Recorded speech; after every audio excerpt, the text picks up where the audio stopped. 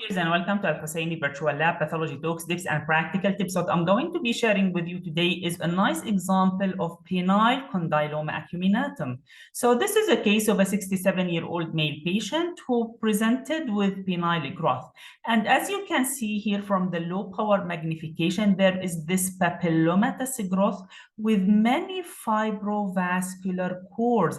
Important really to notice this pattern of a growth. Now we're going to zoom in into one of those fibrovascular cores. And as you can see here, this is the fibrovascular core and this is the papillomatous growth. And there is some clearing of the cells, in particular here and here.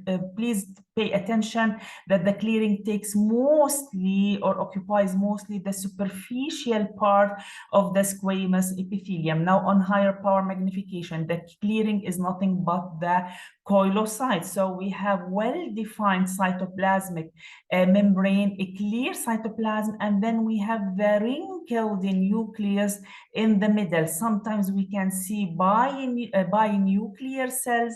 Sometimes we see some abnormal shapes of the nuclei, and this is again a binucleate cell and a binucleate koilocyte. The typical appearance of the koilocytes is identified here. We have here some hyperchromasia, which also can be seen as part of the koilocytosis. And again here, another focus where we have the clearing of the cells with the cytoplasm of the cell with very well-defined cytoplasmic border. And then we have wrinkling of the nucleus, resinoid nucleus, sometimes with a small prominent nucleolus, and again the binucleation here. And remember that this is the typical appearance of koilocytes which occupy the superficial part of the squamous epithelium. This is why on scraping, for example, these would be very easy to identify on cytology. Now, in order to confirm the diagnosis or the underlying etiology, we did P16, and P16 is considered to be a surrogate marker for high-risk HPV viruses, something like 16 or 18.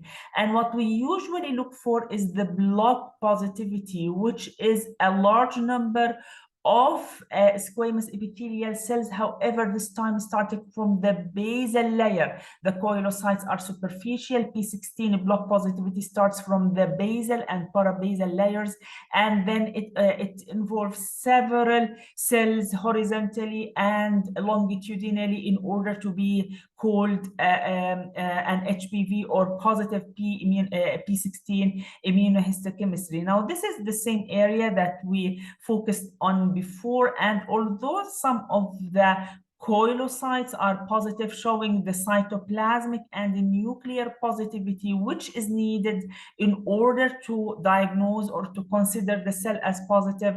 But in general, this interpretation for this immunostain in this case is P16 is negative, because it's showing this patchiness of a staining or the mosaic pattern of a staining. There is no evidence of a block positivity. And what would that mean is that this is probably an infection by a low-risk HPV infection. This is another focus. And again, you can see the beauty of the mosaic staining pattern where we can see some negative cells, some positive cells, binucleate cell that is positive, another one that is negative. Remember that the staining is usually cytoplasmic and nuclear, and it should start in the basal layer in case of the block positivity. So looking at this image, this is considered to be negative P16 immunostain. Now, what is also important is what is known as the HPV immunostain. And what HPV immunostain targets, it targets the major capsid protein of the virus, which is shared among a large number of viruses, whether these are low risk or high risk. So what it tells us is that this is, again, it confirms infection with an HPV virus. It does not really tell whether this is a high-risk virus or a low-risk virus, because this major capsid protein is shared by the low and the high-risk. Although when we see the nuclear staining in the superficial part of the squamous epithelium, i.e., we see it mostly in the koilocytes.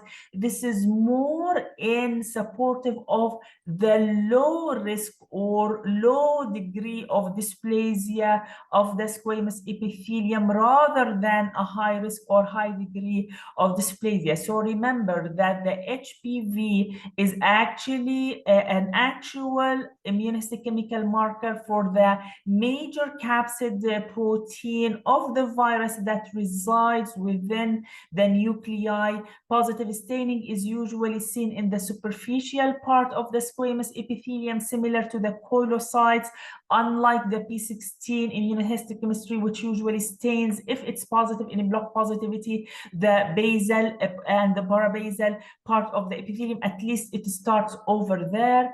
And then the positivity, the nuclear positivity with HPV does not tell us whether this is a low risk or high risk, although there is a tendency for the low-risk HPV viruses to show this in nuclear positivity. So put together the morphology, the P16 immunostain, the patchiness, which is considered to be negative. So this is not a high-risk HPV virus infection, and the HPV immunostain, which stains the capsid, major capsid proteins, again is more in support of a low-risk HPV viral infection. So the final diagnosis in this case is actually Condyloma Acuminatum, which can be seen in a subset of patients. This is considered to be an STD. And remember that in order to diagnose a high risk or high dysplasia HPV infection associated with HPV, we have to see,